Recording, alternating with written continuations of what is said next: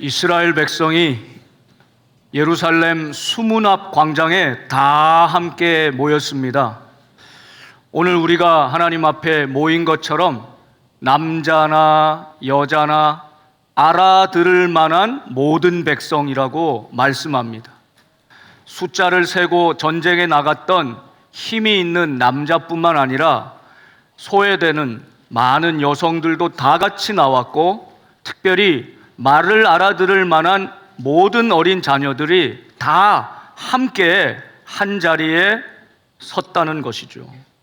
오늘 우리 온가족 예배를 드리면서 우리 3대가 같이 말씀을 읽고 봉독하고, 또 올해 저희 교회가 1975년에 창립해서 50주년이 되어서 봉헌하신 분은 1975년생이 있는 그런 비밀이 숨겨져 있습니다. 아무나 뽑은 건 아니고 그분들이 봉헌을 감당해 주셨고요. 또 우리 찬양대도 앙증맞은 모습으로 사랑을 또 이렇게 나눠주셨어요. 우리 모든 주의 백성들이 한마음 한뜻으로 하나님 말씀 앞에 섰다는 것입니다. 남자나 여자나 알아들을 만한 모든 사람. 여러분, 우리가 지금은 교육부서도 다 청년부 이렇게 해서 세대별로 나이별로 발달 단계별로 다 이렇게 나눠져 있지만, 우리 모든 가족들이 우리 하나님 앞에 한 가족이라는 마음으로 이렇게 온 백성들이 하나님 앞에 서는 시간이 너무나 중요한 것이죠. 말씀 앞에 온 세대가 함께 서는 자리, 바로 오늘 이 예배 자리인 것입니다. 그런데 그 모인 사람들이 하나님 말씀을 펼쳐 에스라가 읽을 때 다 일어섭니다. 그리고 새벽부터 정오까지 적어도 6시간 이상 다 함께 서서 하나님 말씀을 듣습니다. 그런데 이 하나님의 말씀을 낭독도 하고 그 뜻을 해석해 주었다 말씀하죠. 그러니까 하나님 말씀을 듣기도 하고 또 알아듣기 쉽게 풀어서 해석해 주는 사람도 있었다는 것입니다. 그 말씀을 듣고는 사람들이 얼마나 감동이 되고 은혜가 되든지 두 손을 들고 아멘, 아멘으로 응답하고, 막 아무도 시키지 않았는데 자연 발생적으로 몸을 굽히고 무릎 꿇고 엎드려서 하나님을 경배하는 놀라운 모습이 나타나죠. 여러분, 저희 교회가 복된 교회잖아요. 이 복이 참 중요한 겁니다. 하나님은 우리에게 복 주시는 하나님이십니다. 우리가 복이 무엇인가를 잘 알고 누려야 그게 진짜 복이 됩니다. 세상이 말하는 그냥 행복이 아니라 하나님이 주시는 그 진짜 진정한 원복, 이것은 하나님께서 우리에게 주시는 것인데, 이 히브리어 말로 몸을 굽히다, 땅에 엎드리다 라고 하는 바라크라고 하는 동사가 하나님이 우리에게 복 주신다 할 때 복 주신다는 말과 똑같은 단어예요. 이게 무슨 의미일까요? 우리가 하나님께 엎드릴 때, 우리가 하나님께 몸을 굽혀 예배할 때 그것이 우리에게 진정한 복이 된다는 의미입니다. 사랑하는 여러분, 오늘 부모님 세대가, 할머니 할아버지 세대가 몸을 굽혀 하나님의 말씀을 듣고 하나님을 예배한 것처럼 우리 사랑하는 자녀들도 그것을 보면서 보고 배우며 따르며 우리도 나의 하나님으로 몸을 굽혀 하나님 앞에 경배하는 인생이 될 때 하나님은 저들의 인생에 복이 되어 주실 것입니다. 하나님께 무릎 꿇는 인생이 복되다. 하나님 앞에 예배할 때 우리는 진정한 복을 누릴 수 있다는 것을 오늘 느헤미야 말씀을 통해 우리는 깨닫게 되는 것입니다. 그리고 하나님의 말씀을 낭독하고 그 뜻을 해석하여 다 깨닫고 난 뒤에 사람들의 반응은 눈물이었습니다. 저들이 다 듣고 우는지라. 여러분, 언제 눈물이 납니까? 왜 이 말씀을 듣고 다 눈물을 흘렸을까요? 이스라엘 백성은 하나님이 모세를 통해서 이 77절 출애굽하고 77절 지나고 이 50일째 되는 날에 하나님께서 모세를 시내 산으로 부르셨어요. 그리고 하나님의 말씀을 주셨거든요. 하나님의 율법의 말씀을 받은 날, 하나님은 우리의 하나님이 되고 이스라엘은 하나님의 백성이 되는 날, 이것이 출애굽기 19장에 나온 첫 언약이에요. 하나님이 우리의 언약의 하나님이 되시고 우리는 언약의 백성이 되었다는 것이죠. 그런데 이스라엘 백성들은 그 하나님의 말씀을 순종하지 않았어요. 지키고 따르지 않았어요. 그리고 하나님의 말씀에서 멀리 떠나버렸어요.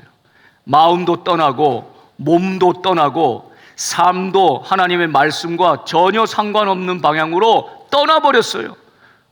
여러분, 그래서 하나님께서 이스라엘 백성에게 경고하시다가 결국 하나님의 말씀을 떠난 이스라엘 백성들이 하나님이 떠나시죠.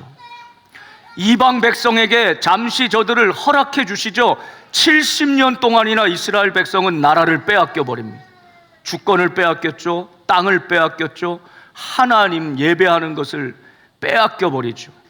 여러분, 그 모든 세월이 그 하나님의 말씀을 떠나서 바벨론의 포로로 잡혀간 사람들 얼마나 곤고한 삶을 살았습니까? 남아있는 이스라엘 백성들도 포로로 잡혀간 사람 이상으로 고단하고 힘든 인생을 살았을 것입니다. 70년 동안 그 하나님의 때를 기다리면서 하나님의 이 심판의 시간을 견디면서 70년을 살아야만 했던 것이죠. 자, 이스라엘 백성이 다시 하나님의 말씀 앞에 설 때에 이 수문앞 광장에 모여서 다시 모세를 통해 주었던 하나님의 말씀을 들을 때 이 모든 과거의 죄악들이 떠올랐던 것입니다. 내가 하나님 말씀대로 살지 못했구나. 내가 우리 자녀들에게 하나님의 말씀대로 가르치고 본을 보이지 못했구나. 이것이 깨달아져서 어른들은 가슴을 치며 눈물을 흘리며 회개의 눈물을 흘렸을 것입니다. 그리고 많은 사람들은 그래도 우리가 이 시간 하나님 앞에 다시 서서 예배드릴 수 있다, 이 말씀을 받을 수 있음에 감사하는 마음이 생겼을 거예요. 감사와 감격과 후회와 회개의 마음이 복잡하게 일어나서 이스라엘 백성들은 이 말씀을 듣고 다 눈물을 흘렸다 말씀하고 있어요. 그때 에스라와 모든 사람들이 울지 마라, 근심하지 마라, 슬퍼하지 마라. 오늘은 여호와 우리 하나님의 날이다.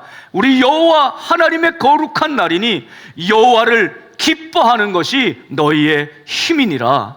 이렇게 선포하죠. 그래서 이스라엘 백성들이 슬픔과 근심과 걱정을 다 압도할 만한 하나님을 기뻐하는 그 힘으로 모든 백성들이 살진 것 단 것들을 함께 나누며 축제의 현장, 잔치를 벌이는 장면이 느헤미야 8장에 나와 있는 것이죠.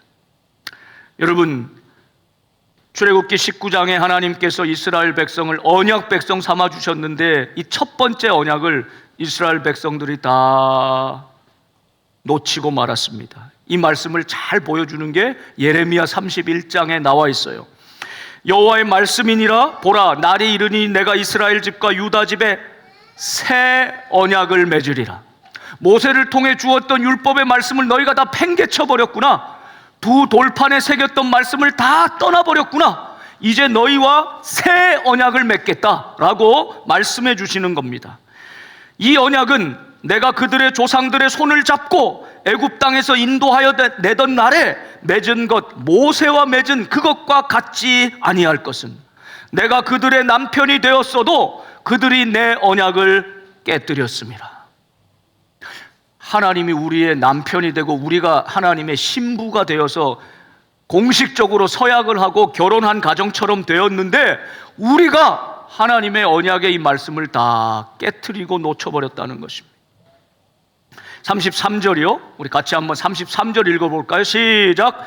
그러나 그날 후에 내가 이스라엘 집과 맺을 언약은 이러하니 곧 내가 나의 법을 그들의 속에 두며 그들의 마음에 기록하여 나는 그들의 하나님이 되고 그들은 내 백성이 될 것이라. 여호와의 말씀이니라. 아멘. 하나님은 오늘 우리로 하여금 다시 새 언약을 맺기를 원하십니다. 이것은 돌판에 새겨진 율법이 아니라 너희 속에 두었다 말씀합니다. 우리의 영혼, 우리의 마음 깊이 새겨주신 것입니다. 우리의 마음에 기록하여 주신 것입니다. 절대 잊지 말고 놓치지 말아야 될 것입니다. 새 언약, 사랑하는 우리 1세대, 믿음의 1세대 할머니, 할아버지, 부모님들, 우리 자녀들이 지금 믿음 생활 제대로 못하고 좀 방황하기도 하고 떠나 있기도 한다면 여러분 기도 많이 하시고 걱정도 되시죠. 그러나 여러분 정말 중요한 메시지는 오늘 나입니다. 오늘 내가, 부모가 먼저 하나님의 이 말씀을 놓치고 살진 않았는가? 하나님의 이 약속을 내가 그냥 저기 바깥에 있는 것처럼 여기고 내 속에 두지 못하고 살지 않았는가? 내 마음에 기록된 말씀으로 내 영혼에 깊이 새겨진, 영혼에 새겨진 말씀으로 간직하고 살지 못하지 않았는가? 내 자신을 돌아보게 되는 것이죠. 여러분, 부모님의 마음속에 하나님의 말씀이 살아 있어야 합니다. 하나님 어떤 분이신 줄 알아? 하나님 이런 분이시야. 고난이 올 때, 역경이 올 때 하나님 평안이 되신다. 하나님은 길이 보이지 않을 때 길이 돼 주신다. 두려워하지 마라, 놀라지 말라. 하나님이 너를 붙들고 계신다. 그 말씀이 내 심령 속에 살아있고 나의 삶 속에 경험된 바로 그 말씀, 이 말씀이 우리의 언약이 되고 붙들 능력의 말씀인 줄 믿습니다. 사랑하는 부모님들에게 먼저 권면합니다. 우리의 마음 속에 하나님의 말씀이 새겨져야 합니다. 우리의 마음 속에 이 하나님의 뜨거운 말씀이 기록되어 있어야 합니다. 그래야 우리 자녀들에게 이 말씀을 권면하고 나눌 수 있는 것이죠. 하나님께서는 신명기 6장 4절 이하에 쉐마, 들으라 이스라엘, 이렇게 하면서 부모들에게 아주 구체적으로 자녀들에게 어떻게 말씀으로 양육해야 될지를 구체적으로 말씀해 주셨어요. 우리 청년들, 미래의 부모님들도 잘 들어보세요. 이스라엘아 들으라, 우리 하나님 여호와는 오직 유일한 여호와시니 너는 마음을 다하고 뜻을 다하고 힘을 다하여 내 하나님 여호와를 사랑하라. 오늘 내가 내게 명하는 이 말씀을 너는 마음에 새기고, 또 분명히 말씀하지요. 여러분, 마음에 새겨진 말씀만 남는 겁니다. 귀로 흘러간 말씀은 남지 않아요. 마음에 새겨진 말씀이 있어야 하는 것입니다. 오늘 이 말씀을 너는 마음에 새기고 네 자녀에게 부지런히 가르치며 집에 앉았을 때든지 길을 갈 때든지 누워있을 때든지 일어날 때든지 이 말씀을 강론할 것이며, 무슨 뜻입니까? 어느 때든지 말씀을 가르치고 보여줘야 될 특별한 때가 없다는 거예요. 앉았을 때, 일어날 때, 나갈 때, 들어올 때 언제나 말씀이 가까이 있도록 그렇게 자녀들에게 말씀에 가까이 할 수 있도록 하라는 것입니다. 너는 또 그것을 내 손목에 매어 기호를 삼으며 내 미간에 붙여 표로 삼고 또 내 집 문설주와 바깥문에 기록할지니라. 여러분, 이보다 더 구체적으로 말씀할 수가 있을까요? 많은 가정이 이렇게 하시는 분도 많죠. 유대인들은 아직도 메추자, 테플린 이런 것을 가지고 막 이마에 이렇게 조그만 상자 같은 게 있어요. 이거 열어보면 거기에 이 두루마리 말씀이 들어가 있어요. 언제든지 빼가지고 그 말씀을 중얼중얼 읊조리는 거거든요. 묵상하게 하는 거예요. 그러니까 이 말씀이 자꾸 들리고 해석되고 마음에 새겨지니 위기가 다가올 때, 문제가 다가올 때, 어려움이 다가올 때 이 말씀이 생각나면 여러분 이겨낼 줄 믿습니다. 근데 말씀이 없는 인생은 위기 앞에 속절없는 거예요. 세상과 똑같은 모습인 거예요. 가정에서도 자녀들의 책상에 나갈 때, 들어갈 때 여러분 말씀을 적어 놓는 분들도 많이 계시죠. 너무 잘하고 계신 겁니다. 그냥 스쳐 지나가는 것 같아도 그 말씀이 우리 자녀들을 붙들고 그 말씀이 위기가 찾아올 때 다시 생각나게 되는 것이죠. 여러분, 말씀에 가까이 노출시켜라. 말씀을 가까이 볼 수 있도록 해줘라. 이게 부모들에게 맡겨준 하나님의 사명입니다. 우리 복된 교회 비전, 원래 두 번째인데 편의상 우리가 이 온가족 예배 맞춰서 세 번째로 했는데, 우리 복된 교회 비전이 무엇입니까? 세례를 많이 베푸는 교회, 다음 세대를 세우는 교회, 우리 자녀들 다음 세대를 세우는 교회가 되어야 할 줄 믿습니다. 좋은 이웃 되는 교회, 삶으로 선교하는 교회.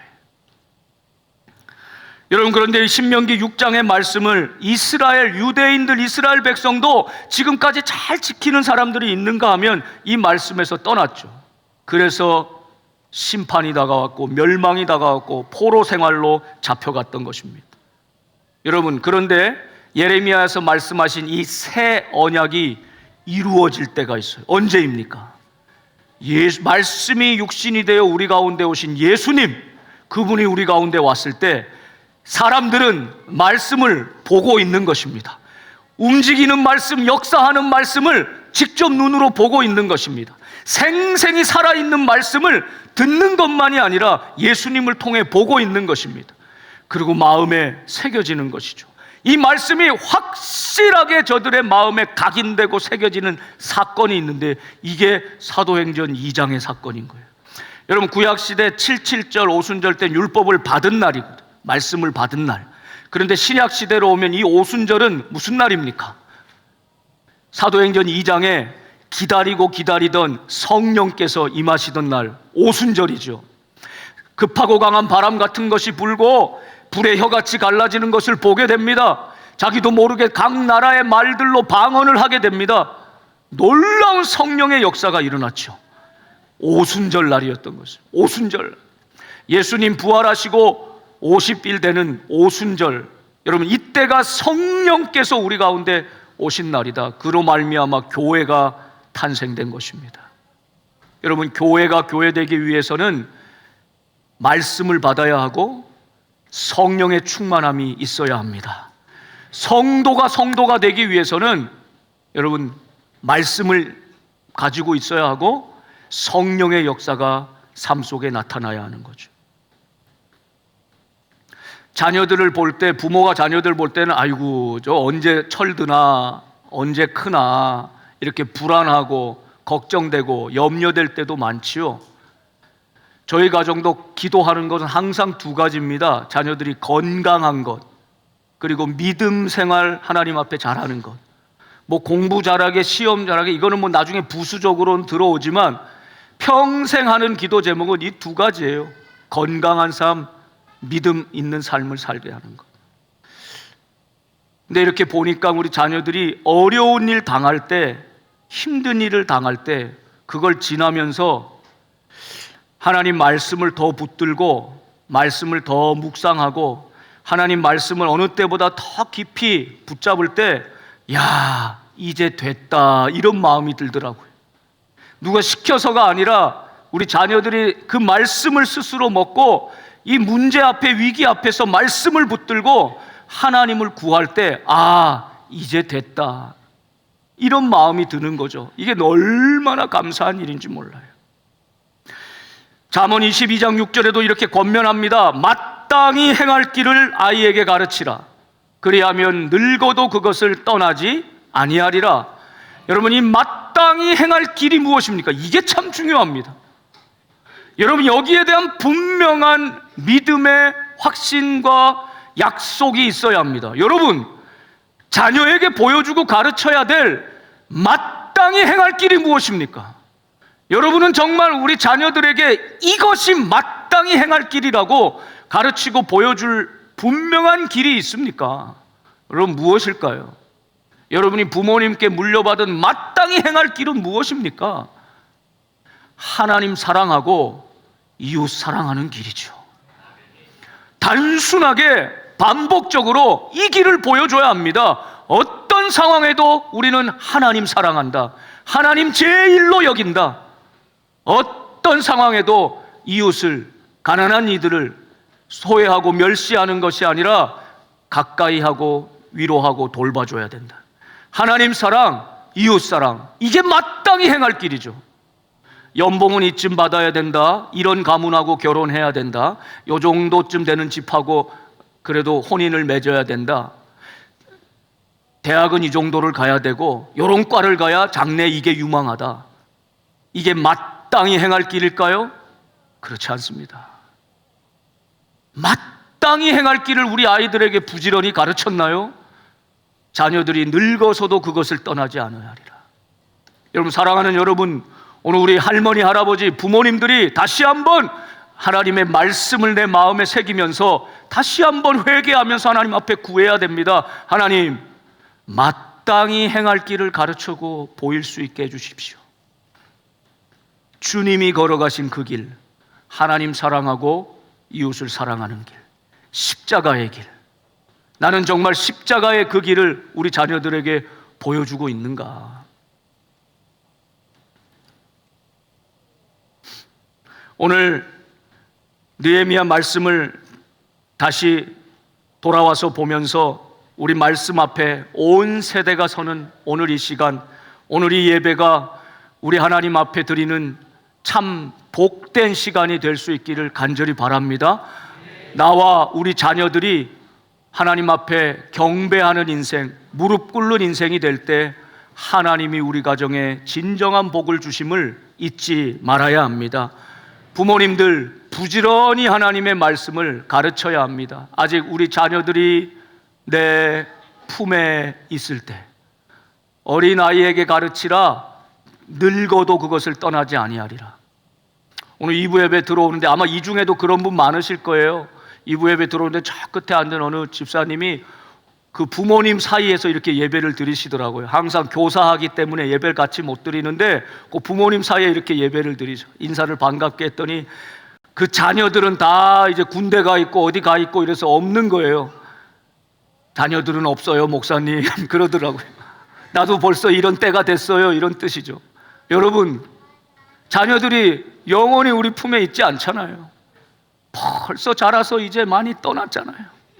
여러분, 그렇게 홀로 서야 될 자녀들이 하나님 그 말씀이 마음속에 살아있는 인생으로 하나님 앞에 경배하고 무릎 꿇는 것이 내 인생의 참된 복이라는 것을 깨닫는 그런 인생으로 예배자로 살기를 원하고 성령의 충만함을 입어서 말씀으로 성령으로 살아가는 우리 자녀들이 될 수 있기를 간절히 소망합니다.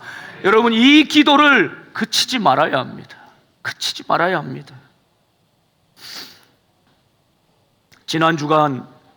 지지난주에 사랑하는 아들을 하루아침에 사고로 잃은 우리 어머니 집사님이 계십니다. 그 딸이 와서 어머니 돌봐주시다가 이제 또 거기도 생활이 있으니까 이제 고향으로 돌아가면서 지난주에 어머니랑 함께 그 딸이 방문을 잠깐 하셨어요. 그 한 주간 사이에 얼마나 초췌해졌는지 한 6kg이 쏙 빠졌어요. 뼈만 남은 것 같아. 여러분, 그렇지 않겠어요? 그 사랑하는 아들이 그냥 속절없이 준비도 없이 떠났으니 마음이 정말 얼마나 힘드셨겠어요. 식사해야지 된다는 거 알지만 입으로 넘어가질 않는다는 거예요. 그런 모습으로 잠시 뵀는데 그 아들 이야기를 쭉 하시면서 아들이 믿음 생활 잘하고 그래도 친구들 사이에서도 멋지고 아름다운 모습으로 살았던 좋았던 추억들을 많이 가지고 계시더라고요. 그 좋았던 아들에 대한 추억을 이렇게 나누시면서 제가 깜짝 놀랄 만한 이야기를 하나 들었어요. 이분이 이제 홀로 거의 우리 교회에서 신앙생활 하시던 잘 아는 분이 많지 않으신 분인데 이분이 몇 해 전에 그 주보를 보고 아무 구역이나 연고도 없는데 주보를 보고 우리 청년 하나가 이렇게 어려운 입원해 있고 힘들다라는 거를 보고는 그 어머니가 얼마나 마음이 힘들까 생각이 돼서 그 병원에 가셨다가 마침 그 아들이 입원해 있는 병원이 그 바로 근처라서 그냥 불쑥 한번 찾아가셨다는 거예요. 이 쉽지 않은 거죠. 그냥 주보를 보고 여러분 알지도 못하는 우리 교우 찾아가 보신 적이 있습니까? 이건 아마 성령께서 인도하신 것 같아요. 그러지 않고는 그럴 수가 없죠. 그래 가서 어이구 누구시냐 왜 오셨냐, 내가 주보를 보고 복된 교회에서 주보 보고 왔다. 그래서 이런저런 아들 때문에 기도하고 위로하고 이러고 돌아왔는데 얼마 후에 그 아들이 세상 떠났죠. 장례식 때도 저는 몰랐는데 아마 이분이 찾아가셨던 것 같아요. 그리고 세월이 몇 년 흐른 겁니다. 이 사랑하는 아들 청년을 하나님 품에 보낸 분은 젊었을 때 신학을 하셨던 분인데 다시 내 인생에 하나님의 부르심을 갖고 이 아들을 심령에 묻고 목사가 되셨어요. 조그마한 개척교회를 섬기고 있습니다. 그런데 이 집사님 갑자기 아들이 떠났다는 소식을 듣고 이 목사님이 달려오셨다는 거예요. 그때 찾아와 줬던 그 발걸음, 그 같은 동병상련의 마음. 여러분, 목사가 아무리 위로하려고 해도 저는 아들을 잃은 경험이 없잖아요. 하나님 말씀으로 권면하고 천국 소망으로 기도는 하지만 제 말도 그렇게 위로가 되겠습니까? 근데 이 어머니의 눈물은, 이 어머니의 붙들어주는 손은 이분에게 가장 큰 위로가 되지 않겠습니까? 두 분이 부둥켜 안고 울었다는 것입니다. 저는 그 이야기를 들으면서 참 너무너무 감동이 되고 은혜가 됐어요.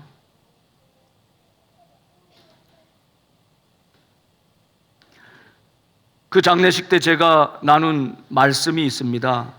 어느 목사님이 사랑하는 딸 잘 키웠는데, 이민교회 목회하던 목사님인데 이제 한 20살, 23살쯤 돼서 대학도 졸업하고 아주 좋은 대학도 나오고 직장도 취직했어요.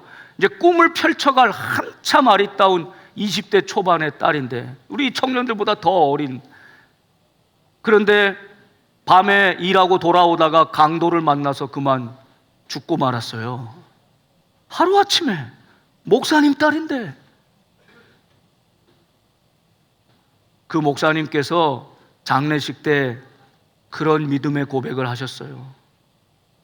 잘 들어보세요, 여러분. 나는 이제야 비로소 그 아들을 잃어버린 경험이 있는 나의 하나님을 믿습니다. 나는 이제야 비로소 그 아들을 십자가에 다 내어주기까지, 처참히 죽기까지 그렇게 아들을 잃어버린 적이 있는 우리 하나님을 나의 하나님으로 이제야 비로소 믿습니다. 여러분, 사랑하는, 눈에 넣어도 아깝지 않은 우리 사랑하는 우리 자녀들, 범사에 잘 되고 영원히 잘 되고 정말 잘 되는 것, 우리 모든 부모님들의 소원 아닙니까? 우리 자녀들이 언젠가 내 품을 떠날 것입니다. 아니, 대부분은 부모가 먼저 떠날 것입니다. 홀로 남는 우리 자녀들, 내 품을 떠난 자녀들이 정말 나는 어쩔 수 없을 때에도 하나님 앞에 무릎 꿇으며 하나님을 예배하며 하나님의 말씀이 마음에 새겨진 인생으로 살아갈 수 있기를 간절히 바랍니다. 우리는 탄식이 나오고 슬픔을 견딜 힘이 없지만 도대체 왜 하나님, 도대체 왜 이런 일이 있습니까? 할 때라도 하나님은 여전히 우리의 하나님 되심을 신실하게 믿으며 그분의 뜻이 있다, 그분의 시간표가 있다, 먼 훗날 우리는 깨닫게 될 것이다, 하나님의 뜻을, 하나님의 그 때를. 여러분, 우리 자녀들에게 남겨줄 최고의 유산, 영원한 유산은, 이 사랑하는 우리 손주들에게 남겨줄 영원한 유산은 오늘도 살아있는 하나님의 말씀입니다.